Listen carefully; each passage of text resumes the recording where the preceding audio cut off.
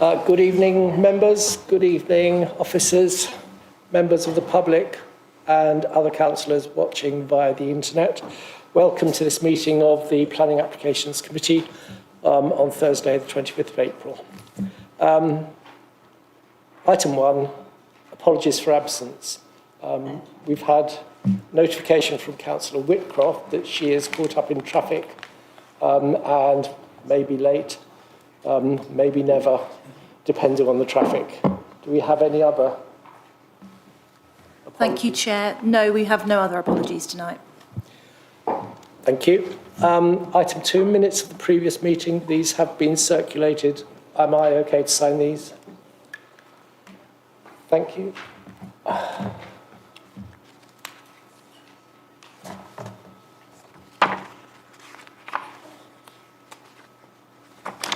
Where are they? I've signed them. At the front.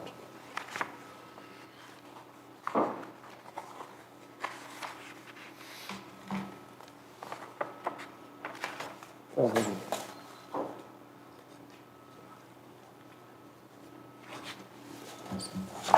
Tabs are in the wrong place.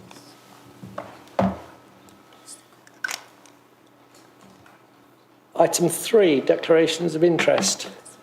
Members are invited to declare pecuniary, non-pecuniary interest in items being discussed this evening. Councillor Garrett. Thank you, Chair. The last 2 items on the agenda are for Councillor Cope.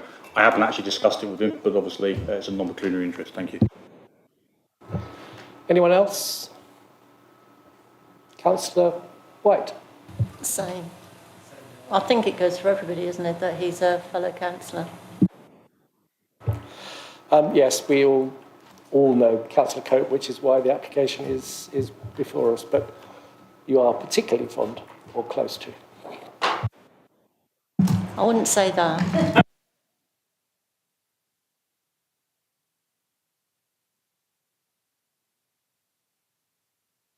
Item 4 we have already discussed in private session.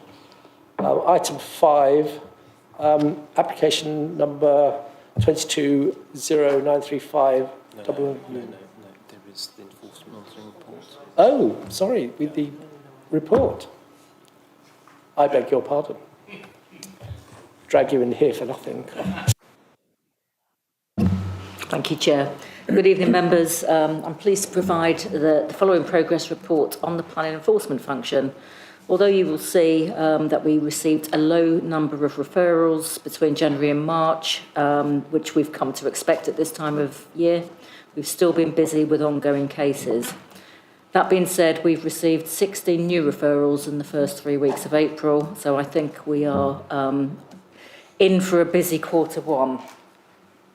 As detailed at table 2.4, regarding the number of ongoing cases, Chobham and Windlesham have the highest number of cases, which isn't entirely surprising considering the rural location. We are still waiting for 7 appeal cases to be determined by the Planning Inspectorate, the 6 that are detailed in the report, and Hallgrove Industrial Estate, which is on the Windlesham Bagshot border. We're also considering the merits of reissuing enforcement notices at Four Oaks Nursery in Chobham and 154 Guildford Road in West End, which were quashed or withdrawn. New planning legislation comes into effect today under the Levelling Up and Regeneration Act, which changes the 4-year immunity rule for enforcement to 10 years, as well as enabling local authorities to issue enforcement warning letters and removing Ground A appeals on refused applications. We're currently evaluating the full effect of the new legislation and the transitional arrangements. Has anybody got any questions for Bex and I?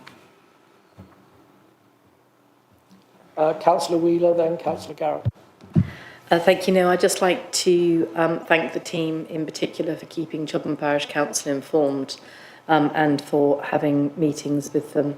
It's very much appreciated that you have that level of engagement locally. So thanks. As I did say a little bit earlier, they didn't necessarily like the updates they received, but they are very grateful to receive them and to have that level of contact. So thank you. Thank you. I've had a spike in my ward recently, so I'm sure we'll be speaking about that more in the future. I've just got really one random question, 2.4. It says test case at the very end as a ward. That's obviously not a ward, so should it be somewhere else, or is it? Yeah, that's the error. Okay, thank you. Any other questions for the officers? Thank you very much. Sorry to try and dodge you.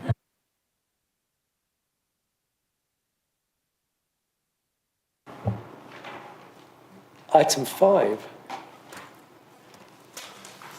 I'm not going to read it out again. There was going to be a public speaker, but there isn't. I asked Mr. Chinier to explain why. Thank you, Chair. So since the publication of this report, the Council's received further viability information in regards to the planning application. Can I just refer members to 7.3.5 of the published report, page 24 of the agenda, where it says the applicant has submitted a viability assessment which has been appraised by the Council's appointed viability consultant. Following the review, the applicant has agreed a maximum of 5 market units to support the application. Just to highlight to members, when the application originally was submitted, there was a community building on the site that was removed, and obviously that has meant that build costs overall have improved on the site, which means that the number of units for market housing has gone down from 5 to 4, which would mean we would get more affordable housing on the site from 75% to 80%. Given that we only received the information this afternoon, I think it's only fair and transparent that we defer the item. We make the information available online, so the general public, councillors can actually review the information, and we actually bring the application back to Planning Committee next month, and that's my proposal to the committee. Thank you, Chair. Thank you. I believe Councillor Garrett. I just have a question. Why is it only came to you this afternoon, the afternoon of the planning meeting? Yeah, good question, Councillor Garrett. And it's fair to say that our viability consultant has been heavily snowed under with work, and they do apologise for that in the email which we received. It's unfortunate that information was received so late in the day, and we'll try to avoid that in future. Members, we need Councillor Wilson. Thank you, Chair. Just a quick question. Does this affect the expiry date, the agreed expiry date on the application? So we've actually agreed a new extension of time with the applicants, so that shouldn't actually affect the termination date of the application. So in order to defer, we have to agree. So do I have a proposer and a seconder for deferral? Councillor Garrett, Councillor Wilson. Thank you. Everybody agree with that? We put that as unanimous? That's unanimous, yep. Thank you very much. Next item, number 6 on the agenda, which is Washmore Cross Academy, Chobham. Miss Kimber. Thank you. So this application has been decided by the Planning Committee at the request of Councillor Tedder on highway safety grounds and due to the concerns over the impact on neighbouring residential amenities. There are 2 updates relating to 3 new detailed plans received. Those are included in this presentation, and further justification for the proposals also been provided. The height and design of the fence makes it not possible, to climb and ensures that the children remain in school. So this is the site location plan. The development relates to an existing school within the settlement of Chobham. And the proposal is for the erection of a 2 metre high wheeled mesh fence to the northeast, northern and southern boundaries. So that's shown on this plan in green.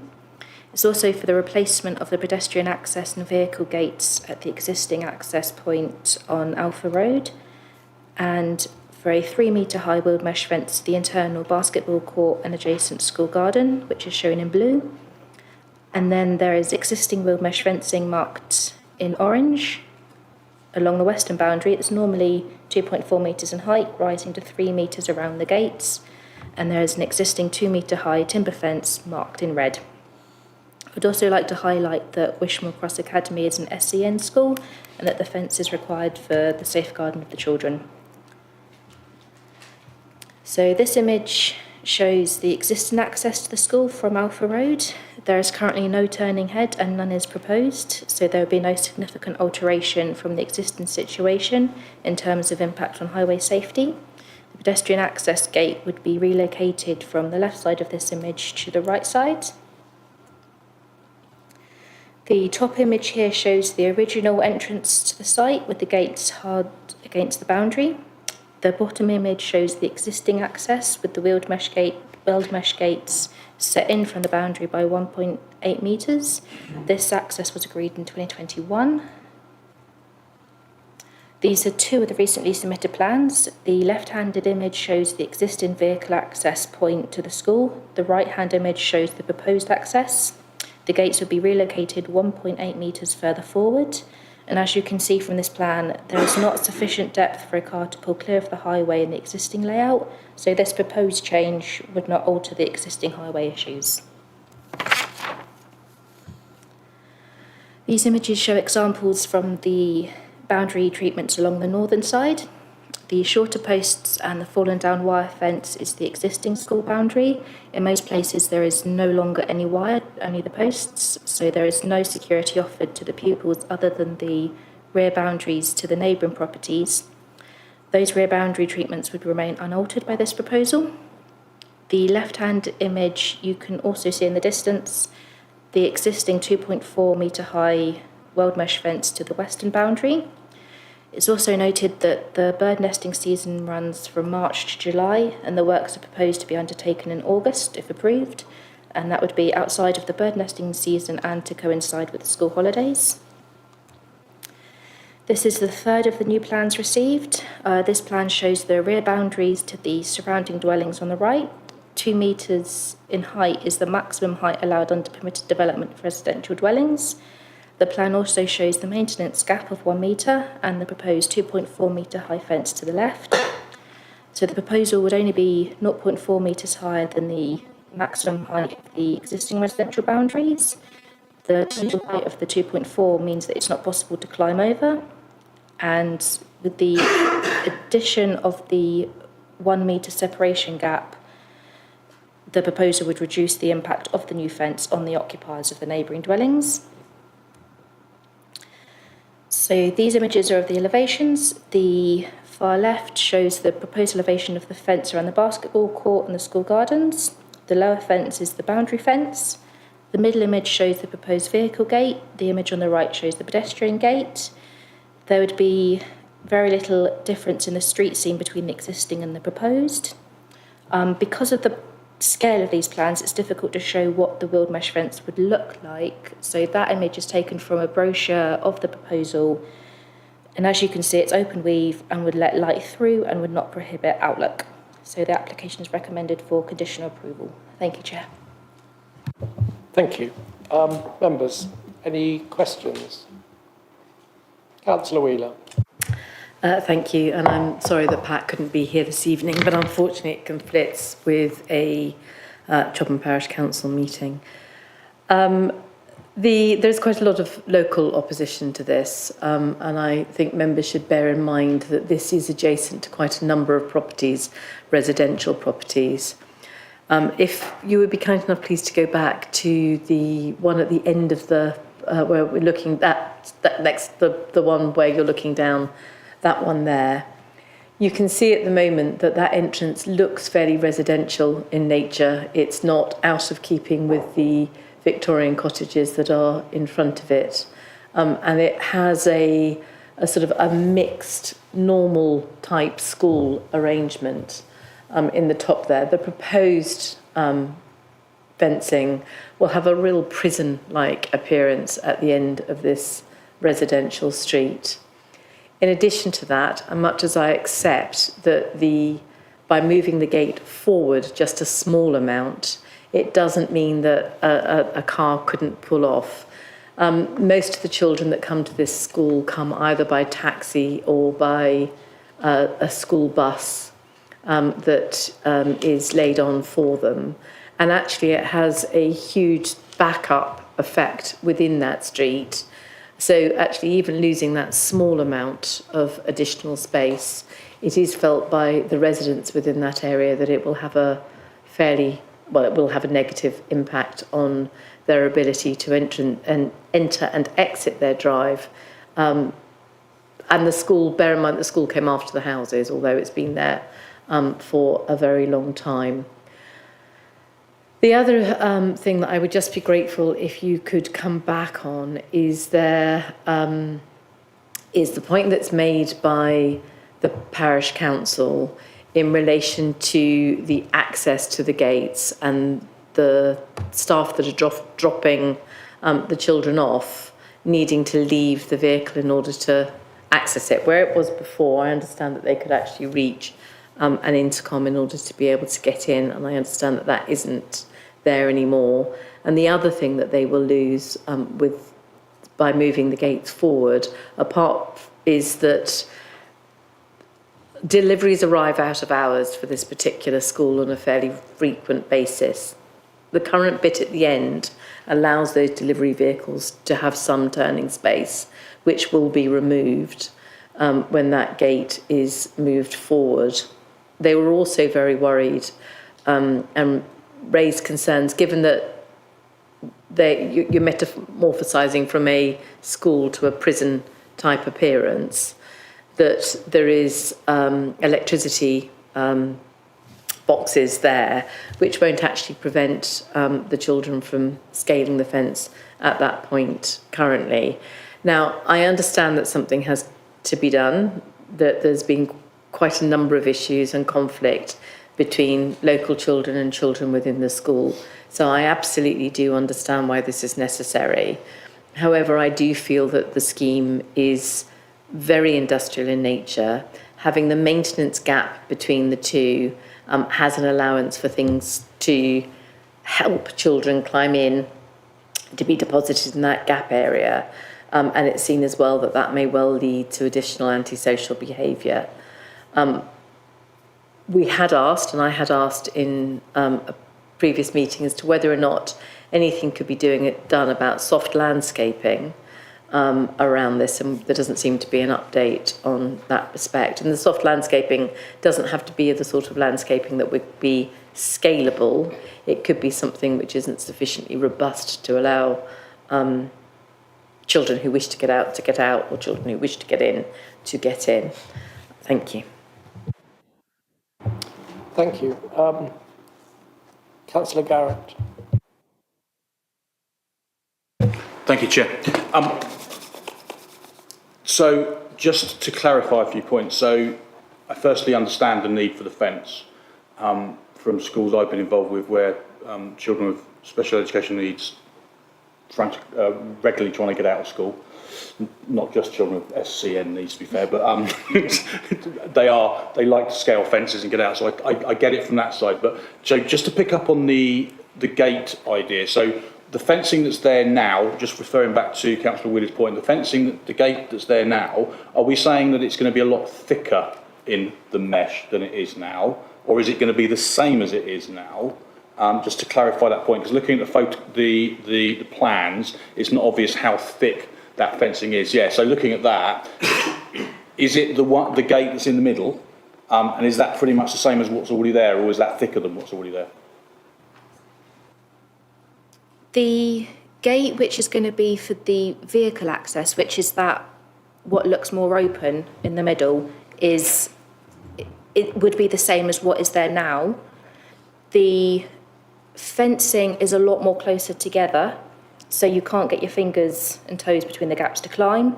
That would be the same as what is along the western boundary and around the basketball court. That's the tighter mesh one. I don't know if that's a yes or no answer. So just to make sure I understand, the gate will look exactly the same as it does in the photographs, from what you're saying. The fence either side of the gate will be the thicker mesh, which is less easy to look through. Yes, is that right? Yes. Okay. Sorry, if I can just come back from a Councillor point Wheeler? of clarity, the gate isn't how that is currently shown. You know, Google Maps image, it's not as tight as the image that is shown. That's actually fairly residential in nature. It's not residential, but it doesn't have that very imposing impact that the proposed gates will have. Councillor White. So is there an explanation as to why the fence or the gate is being moved? And why is it not being erected where it is now? So at the moment, the gates are set back. That was done in 2021. They open automatically or unlock automatically so that they're open during the peak hours, the drop-off and the pick-up time. They're shut at the rest of the time when the traffic and visitors is much lower, so there isn't a need for the people to be able to access the intercom from the vehicle. They can get out, it's not that busy. The school wants to have the fence at the boundary of the site, which will be where it's going back to in the top pictures where it was originally.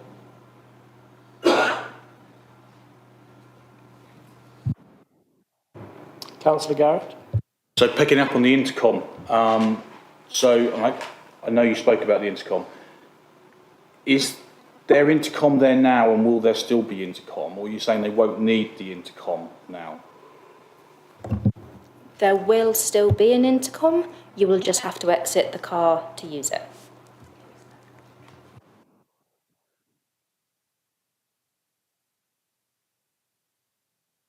Are we all done?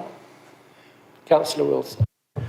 I think the balance here is between the change in appearance of the fencing, which is really just on Alpha Road, it can be seen from probably, and protecting and safeguarding the welfare of children. So for me, that's got to be the priority. Thank you. Thank you. Councillor Noble. Thank you, Chair. Regarding the access, if the driver has to get out of the car to use the intercom, is that not a safeguarding issue for the children in the car, in the vehicle? So are we actually, if we approve this application, are we actually endangering the children in the vehicles going into the premises rather than safeguarding them, which is the intention?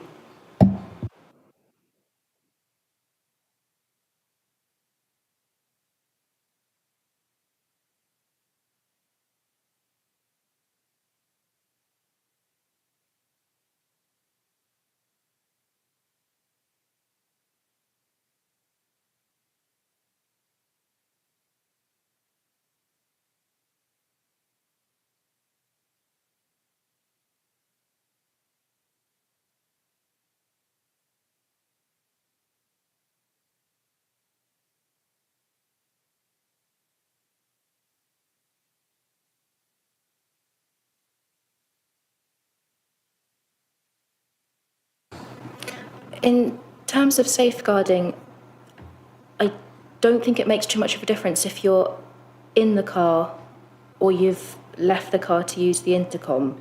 You'll still only be about a metre from the car. So in terms of safeguarding, no, it won't have a significant impact.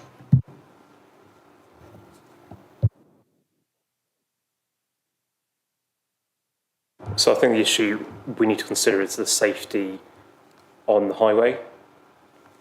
This, as Ms Kimber has shown on the plans, although the gates is still coming forward, if you just go to that slide, there is still obviously an overhang of the vehicle onto the main road network. That is basically part of the planning process. We're here to basically assess the highway impact, not the safeguarding issue in terms of the management. That's basically part of the school to look after and manage that process. So in terms of the proposed access, it's in an acceptable location, and it's been supported by Surrey County Council in that regard. So we don't see there being an impact. Councillor Garrett. So, school governor hat on, so it is a safeguarding question, and I know you say they've taken it on board, but it's a valid point in view of what you've just said. At the moment, the gates are shut, so as soon as the children get in, they're locked in. If the gates are open for the whole time, while drop-off is going on, then there is a free-for-all running outside the gate to get away out of the school during the whole time that that's open. So my question is, whilst the gate is currently there, it's safeguarding. Whilst the gate is open, that safeguarding goes away. So I'm conscious of what you've said, that the school are policing that, that's fine, but I don't know the school well enough to know how close the playground is, so as soon as they've been dropped off, could the child still make a run for it? If these children are likely to make a run for it, then they will make a run for an open gate. So I get what you're saying, but we have to be really careful about the fact that currently, safeguarding-wise, the gates are shut and no one can escape.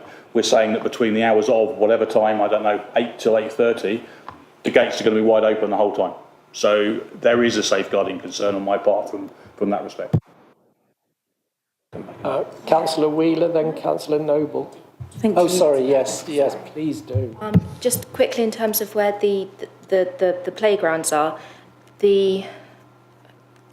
so that part of the proposed fence would be closing off this field down here, and then you've got an existing fence along here, which is already the mesh style fence.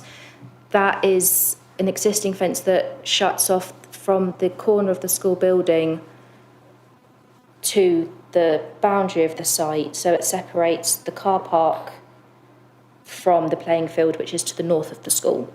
So they have got fences within the site, which hopefully answers your question, yeah.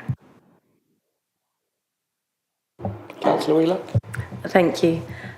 So I'm slightly conflicted here. In one case, safeguarding isn't a planning consideration, and in the other case, it is a planning consideration if it's being used as an argument to support this application. That quite nicely shows that the very high fencing has currently stepped back quite a bit from the properties that are adjacent to this school. You can see that where the green fencing goes in, and on the left-hand side, if my memory serves me correctly, it's some playing fields which are sort of shared between the school and Chobham Rugby Club. You can see that relationship with the green fencing at the bottom is much, much closer to the current residential properties. So moving aside at the moment the safeguarding issue, and actually from what we've just been told, there isn't a safeguarding issue because there is currently fencing between the school and the areas where the boys are most likely to be out, and that fencing is deemed to be relatively secure. Moving that aside, my understanding is what we're really considering here is whether or not this fencing will have a detrimental impact on the properties that abut this school and that are affected by the approach to this school in Alpha Road. And so certainly from my point of view, I don't feel on residential amenity that I'm in a position to support this application. From what we've just been told, there isn't a strong safeguarding issue, which isn't met by the current arrangements. And I don't think it goes beyond the wit of man for the school to come up with a solution which is slightly more neighbourly and still protects the children from getting in or out. I am really concerned about the fact that the drivers now have to get out of the car in order to use the intercom, and the same with all the vehicles that will be delivering. So for that reason, I'm really sorry. I don't think, I certainly can't support this application, and I do feel that those reasons are fairly strong to refuse it. Thank you. Councillor Noble, did you wish? Thank you, Chair. Could we please go back to the picture of the cars and the intercom at the gates? The sketch. My concern is that you say, from safeguarding point of view, that's not a material planning concern, but you mentioned that the access point is on the highway, and my concern is that if the driver has to get out of the car and go around the front to operate the intercom, there is time for a child to open the car door and get out onto the highway. Surely then that's not a school safeguarding issue, but that's a child, parent, driver, highway, county council issue. My understanding is the vehicles for the children themselves don't actually access the site, and it's most of the parents are dropped off outside the site, and it's more about delivery vehicles and that sort of situation. Also, you have with an SEN school, you tend to have sort of minibuses, etc., which often come into the site anyway, and if they're open when it's the school hours, that negates that issue. One final thing, the gates are automatically open during that school drop-off and pick-up time. So it isn't going to be the norm that every parent dropping off a child has to buzz in at the intercom. It's only going to be when they're shut during the day, in which case it isn't the usual situation.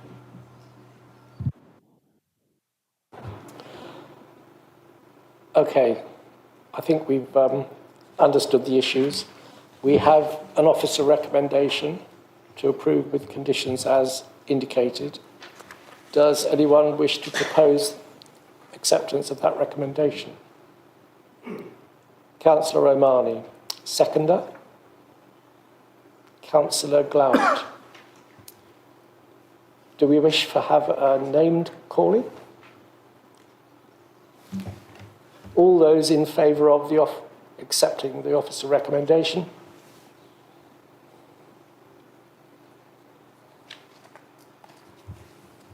Chair, I'll call out the names. So all those four, keep your hands up. We've got Councillor Sean Garrett, Councillor Liz Noble, Councillor Mary Glauert, Councillor David O'Mahony, Councillor Murray Rowlands, Councillor Cliff Betton, and Councillor Richard Wilson. All those against? Councillor Kevin Thompson, Councillor Victoria Wheeler, and Councillor Valerie White. Any abstentions? No abstentions. I guess the motion to accept the recommendation is carried. Thank you very much.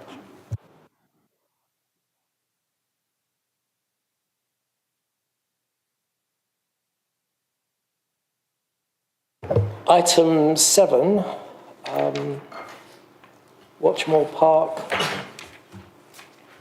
Camberley, 231100 FFU. Neville. Thank you, Chair.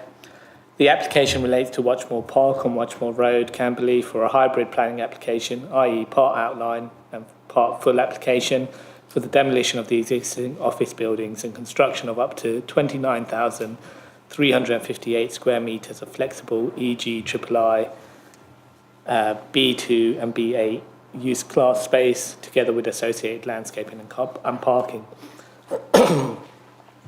The application was reported to the 22nd February Planning Applications Committee as it is a major development. At the February PAC meeting, members resolved to grant permission in line with the officer's recommendation.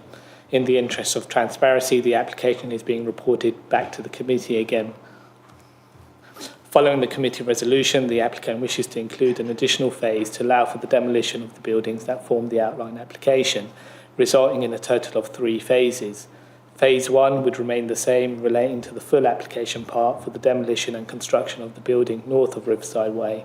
Phase 2, the new phase would allow for the demolition of the buildings, those south of Riverside Way, whilst phase 3 would relate to the construction of the buildings south of Riverside Way.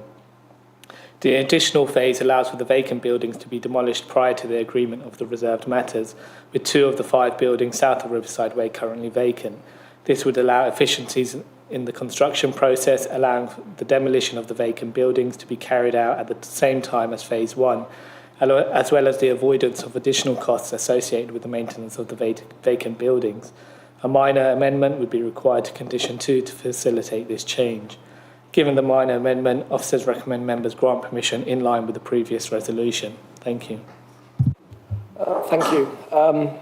I neglected to point out again that my company is based in the grey building touched by the yellow circle. Yes, in there. We are not affected by the application apart from the fact it will be going on around us. So I have an open mind. Members, any questions? Councillor Garrett. I just have one really. Why did they not bring this request in at the same time as we were discussing the other one? I guess it was just an oversight at the time. It wasn't raised explicitly, and I guess the reason we've brought it back today is just to make that clear. That is 3 phases rather than just the 2. Any other comments? No? We have an officer recommendation to grant subject to conditions and legal agreement as before. Do I have a proposer? Councillor Garrett, seconder, Councillor White. All members in favour, please raise your hands. Unanimous? And that's unanimous. Thank you.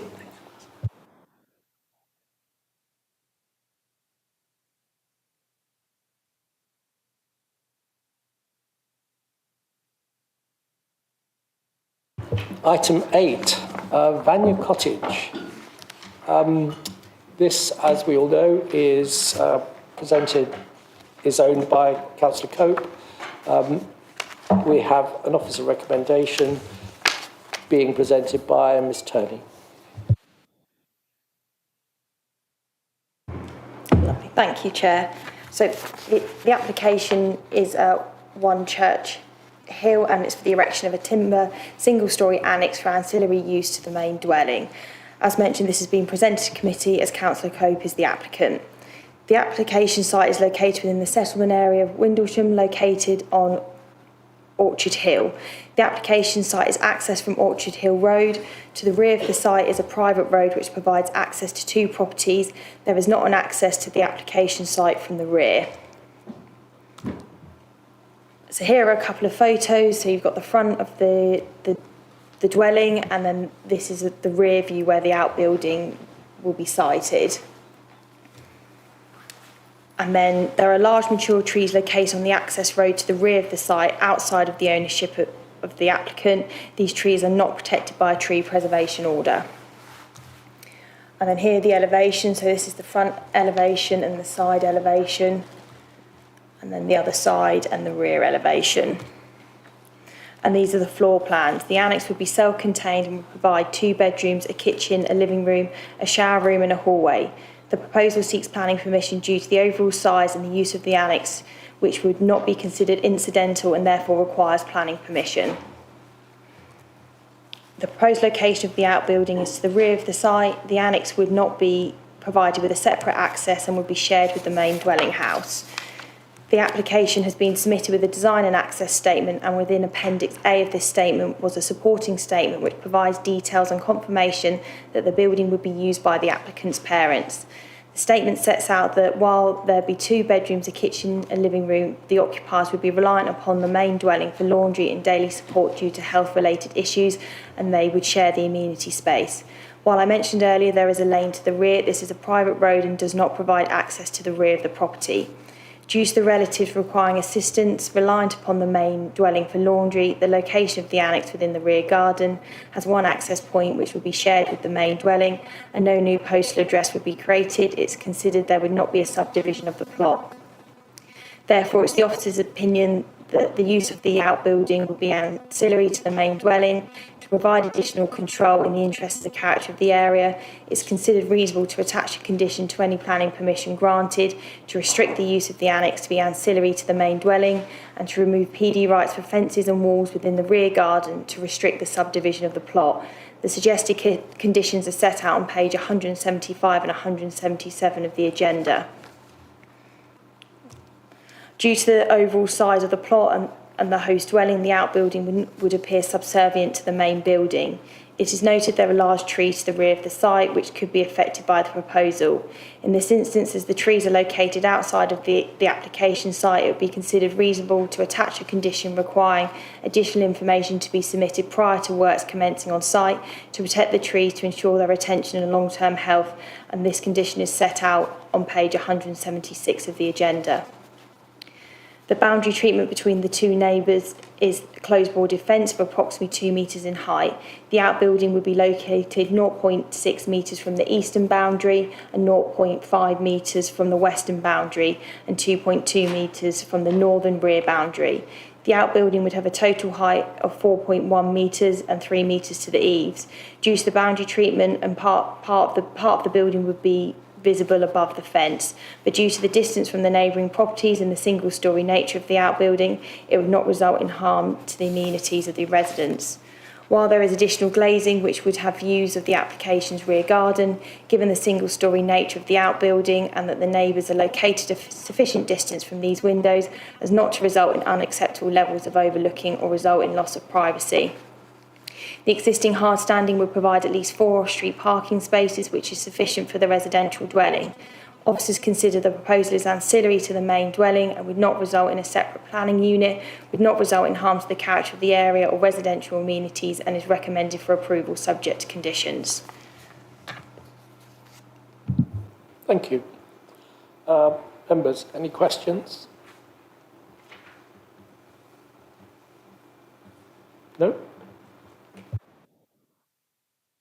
We have an officer recommendation to grant, subject to conditions. Do I have a proposer? Councillor Wilson. Seconder, Councillor Glowart. All those in favour, please raise hands. That's unanimous. Thank you.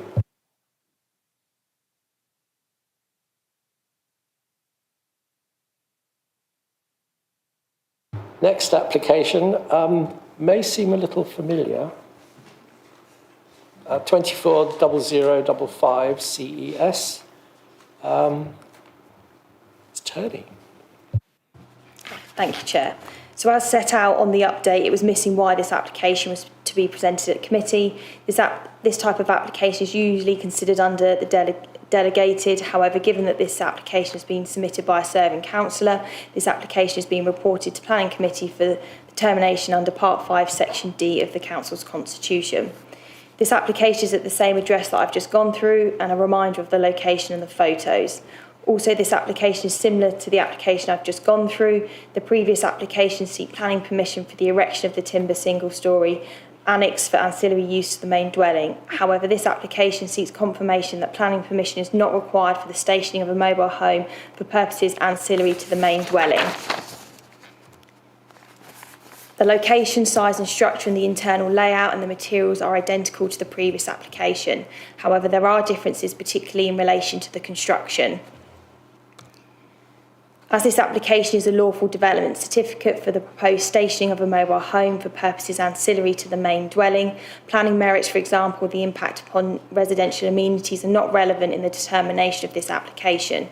For the purpose of this application, the considerations are set out in the legislation, which includes the construction test, mobility test, size test, and assessment of whether the caravan would be ancillary to the dwelling house. The measurements for the proposed mobile home would be 13.6 metres by 6.5 metres, with an internal height of 3 metres, which would comply with the dimension criteria for caravans. In terms of the construction and mobility test, the final act of assembly will involve the bolting of the twin parts together, which is illustrated in this image. This is the main difference between the previous application. There is a join down the middle, which results in the structure being considered a mobile home. This would allow for the mobile home to be capable of being removed from the site in 2 pieces via a crane and a flatbed lorry. The mobile home would be placed onto screw pile foundation systems and would not be fixed down rather than resting on the foundations. Details were also provided to demonstrate that the 2 parts could be lifted, and therefore it's considered that the development would meet the mobility test. The structure would meet the definition of the caravan, and it's considered that the method of construction proposed would also meet the test.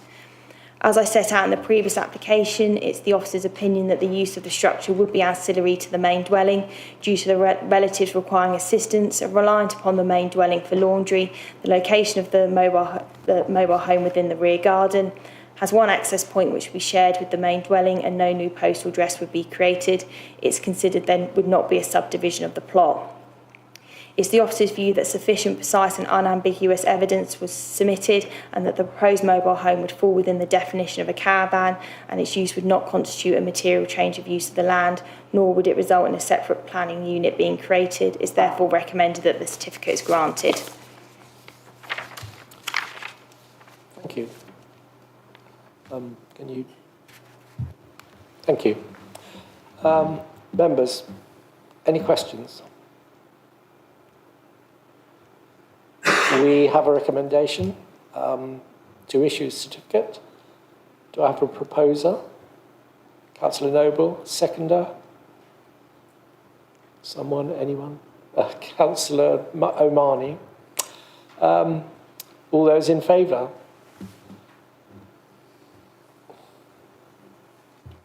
And that's unanimous. Thank you.